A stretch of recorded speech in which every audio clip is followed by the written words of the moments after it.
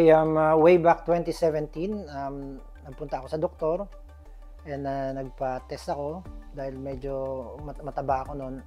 And sabi sa akin ng doktor, I'll give you two choices, lifestyle change or mag-start na ako ng medication maintenance.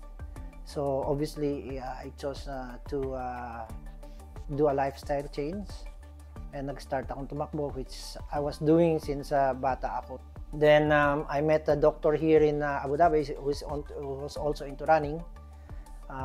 It's worth mentioning si Dr. Mary Aziz. Sinabi niya sa akin, why don't you chase the 6 stars, the 6 major marathons of the world? Then na-intriga ako. Then tiningnan ko, nag-google ako, tiningnan ko siya. Then doon nag-start yung journey ko towards na mangarap na ma-achieve yung about 6 stars, which is also called the 6 major marathon. Okay, I started with the New York Marathon in 2017. Naka-entry po ako as sa ballot, lottery, what they call it.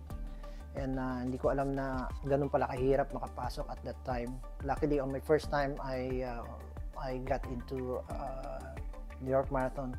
Then 2018, I did Chicago also on my first try sa ballot. Okay, then 2019 was London, also ballot, super hirap makapasok doon, pero I think sinwerte na naman tayo dyan. Then same year 2019, I also did Berlin Marathon, and then nagka-pandemic, so natigil po lahat. By 2019, I already had 4 stars at that time. They call it 4 majors, what they call it. Then on 2024, nagkaroon po ng program yung Abbott for the 4 major finishers na pwede kayong makapasok. There were, I think, 50 slots for 4 or 5 star finishers. And luckily, again, I got selected.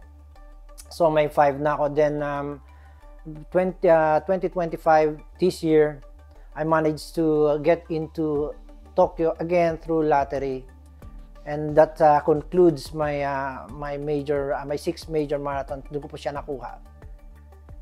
Sa mga kapwa ko OFW dito sa Abu Dhabi, masasabi ko lang is health is wealth.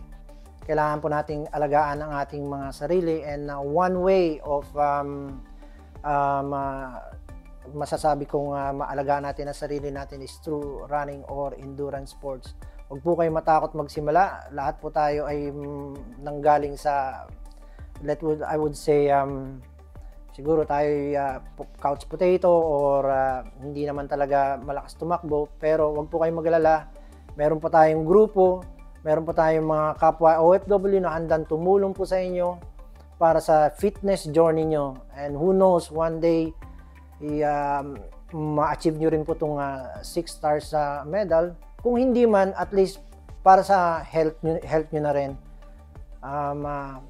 Handa rin po kaming tumanggap ng mga gustong magpa-coach sa PRG Abu Dhabi, Pinoy Runners Global Abu Dhabi. Libre po yan. Ang kailangan lang po namin is ang commitment nyo for a lifestyle change, para sa inyong kalusugan.